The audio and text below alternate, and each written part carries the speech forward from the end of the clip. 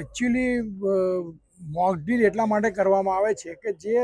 અહીંનો સ્ટાફ અને fire બ્રિગેડનો staff સાથે મળીને કઈ રીતે કામગીરી કરતો હોય છે.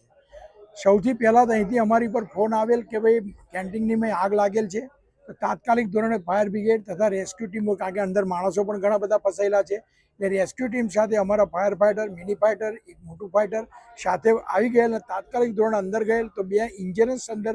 પડેલ હોય તેઓને સૌથી પહેલાં પ્રથમ પ્રાધાન્ય આપી અને બંનેને બહાર કાઢી આપેલ અને એમ્બ્યુલન્સમાં મૂકીને એ લોકોને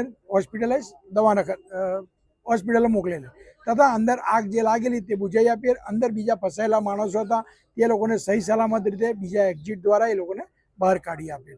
પણ આ એક કાર્યક્રમ એક એવો છે કે મોક ડ્રીલ અત્યારે અમે જાહેર કરીએ છીએ, પણ આવીને આવી મોક ડ્રીલ દરેક જગ્યાએ રિસોર્ટ છે, હોસ્પિટલ છે, સિનેમા છે, મોલ છે, દરેક જગ્યાએ થતી હોય, જેનાથી એક ફાયર બ્રિગેડનો સ્ટાફ અને જે અહીંયાનો સિક્યુરિટી સ્ટાફ છે, સેફ્ટી ઓફિસરો, એમની સિસ્ટમ ચાલુ છે કે નહીં તેનો પણ ખ્યાલ આવે, એમનો સ્ટાફ એલર્ટ છે કે નહીં તેનો પણ ખ્યાલ, અમારો પણ સ્ટાફ એલર્ટ છે કે નહીં તે અમને પણ